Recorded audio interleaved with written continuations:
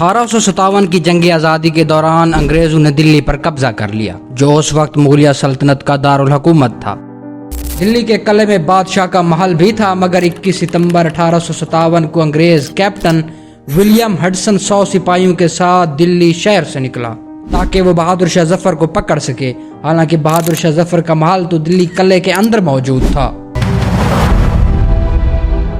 16 ستمبر 1857 کو بہادر شاہ ظفر کو خبر ملی کہ انگریزوں نے قلعے سے کچھ ہی فاصلے پر موجود بادشاہ کے حامیوں اور انگریزوں کے خلاف لڑنے والے باغیوں کے اڈے پر قبضہ کر لیا، مگر تعداد کم ہونے کی وجہ سے بادشاہ کے محل اور قلعے کی طرف نہیں بڑھ رہے۔ 19 ستمبر کو مغلیہ سلطنت کے آخری بادشاہ نے خاندان کے ساتھ محل چھوڑنے کا فیصلہ کیا۔ شاید ان کو یہ معلوم نہیں تھا کہ وہ ہمیشہ کے لیے یہ محل چھوڑ رہے ہیں۔ محل چھوڑنے کے بعد بہادر شاہ ظفر نے ہمایوں کے مقبرے میں پناہ لی۔ نواب سراج الدولہ اور ٹیپو سلطان کی طرح یہاں بہادر شاہ ظفر کے ساتھ بھی غداری ہوئی اور انگریزوں کو بتایا گیا کہ بادشاہ نے ہمایوں کے مقبرے میں پناہ لے رکھی ہے۔ 20 ستمبر کو انگریزوں کو بہادر شاہ ظفر کے ٹھکانے کی خبر ملی اور 21 ستمبر 1857 کو جان کی امان کی یقین دہانی پر بادشاہ نے ولیم ہڈسن کے سامنے ہتھیار ڈال دیے۔ ٹیپو سلطان کی شہادت سے بہادر شاہ ظفر کی گرفتاری تک کے حالات ہم آپ کو بتائیں گے اس ویڈیو میں۔ اس سے پہلے آپ سب دوستوں سے درخواست ہے کہ ہمارے YouTube چینل کو سبسکرائب کریں تاکہ ہر نئی آنے والی ویڈیو آپ تک سب سے پہلے پہنچ سکے۔ 4 مئی 1799 کو کنگڈم آف میسور کے حکمران ٹیپو سلطان کی شہادت کے ساتھ ایسٹ انڈیا کمپنی جنگی کامیابیوں کے ساتھ مالی خسارے میں چلی گئی۔ لارڈ ویلزلے، جس نے شیر میسور کو شکست دی تھی، طاقت کے زوم میں شے خرچیاں کرنے لگا۔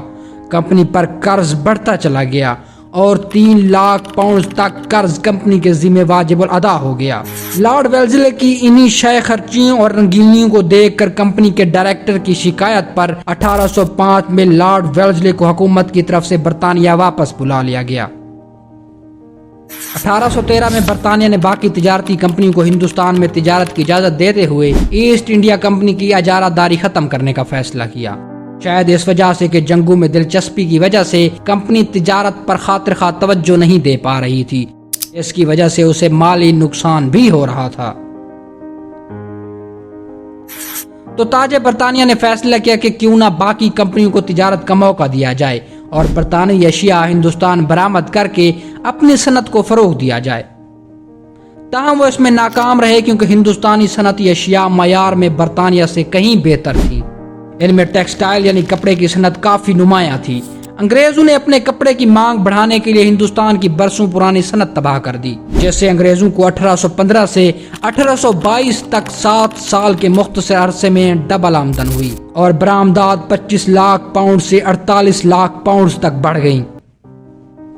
ڈھاکہ جو اس دور میں کپڑا سازی اور ٹیکسٹائل کی صنعت کا سب سے بڑا مرکز تھا، کپڑے کی صنعت تباہ ہونے سے اس کی آبادی پر بھی فرق پڑا۔ 1.5 لاکھ آبادی والے شہر کی آبادی محض 20,000 تک رہ گئی تھی۔ ہندوستان کے گورنر جنرل ولیم بینٹک 1834 کی اپنی ایک رپورٹ میں لکھتے ہیں کہ معاشیات کی تاریخ میں ایسی بدترین صورتحال کی مثال نہیں ملتی جب ہندوستانی جولاؤں یعنی کپڑا بننے والوں کی ہڈیوں سے ہندوستان کی زمین سفید ہو گئی تھی۔ ولیم بینٹک ہندوستان کا 14واں گورنر جنرل بن کر آیا تھا اور اسی نے ہندو میں موجود ستی کی رسم کے خلاف قانون پاس کیا، جسے ولیم بینٹک کا قانون بھی کہتے ہیں۔ اس کی تفصیل آپ کو اس ویڈیو میں مل جائے گی۔ اس طرح ٹیکسٹائل کی صنعت تباہ کر دی گئی۔ ایسٹ انڈیا کمپنی کے ایک ڈائریکٹر جارج ٹکر نے 1823 میں لکھا کہ اس طرح ہند کو ایک صنعتی ملک کی حیثیت سے گرا کر زرعی ملک بنا دیا گیا۔ 1833 میں برطانوی پارلیمنٹ نے ایک قانون کے تحت ایسٹ انڈیا کمپنی کی خود مختار حیثیت چھین کر اسے صرف ایک گورننگ کارپوریشن تک محدود رکھا، یعنی کمپنی صرف تاج برطانیہ کا ہندوستان میں ایک نمائندہ بن کر رہ گئی تھی۔ سارے اختیارات اور طاقت حکومت برطانیہ نے اپنے ہاتھ میں لے لیے۔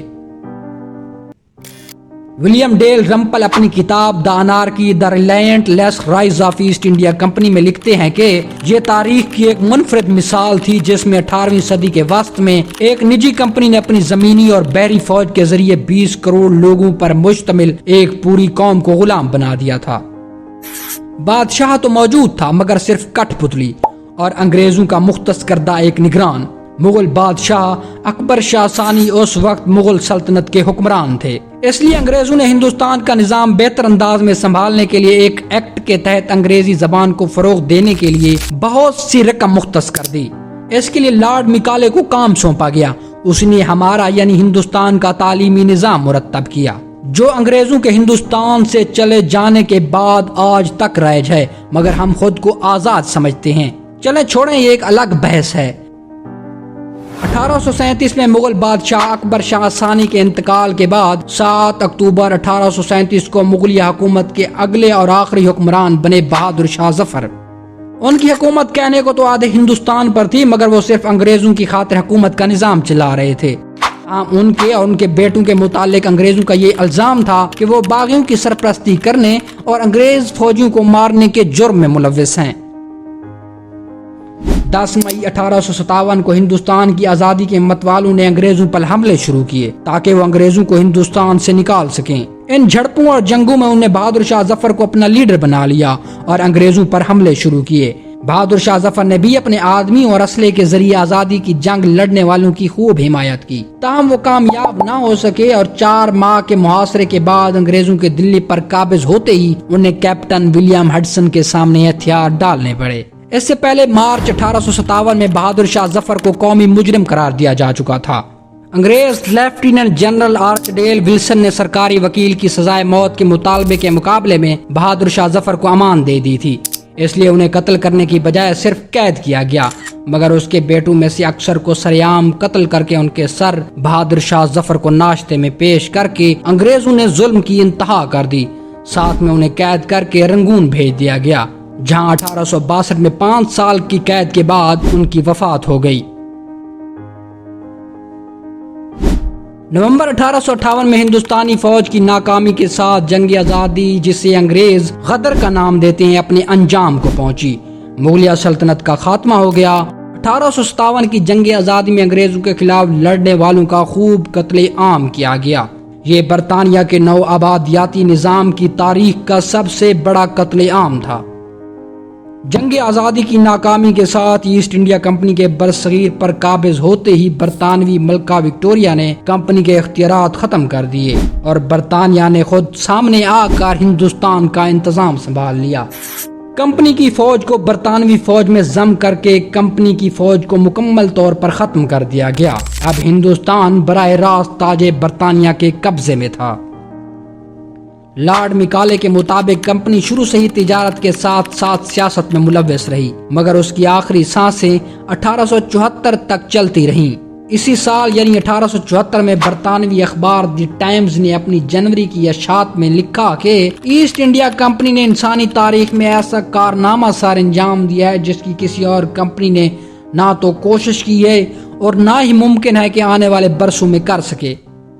इस तरह कंपनी के जरिए ताजे बरतानिया ने हिंदुस्तान पर कब्जा कर लिया। इस वीडियो में हमने आपको जंग आज़ादी की मुख्तसर मालूमात दी। जंग आज़ादी की मुकम्मल दास्तान हम आपको बताएंगे अपनी अगली वीडियो में। उम्मीद करते हैं आपको हमारी वीडियो पसंद आई होगी। कमेंट सेक्शन में अपनी राय का इजहार जरूर कीजिएगा। हम मिलेंगे आपको एक नई वीडियो के साथ, तब तक हमें इजाजत दीजिए। अल्लाह हाफिज।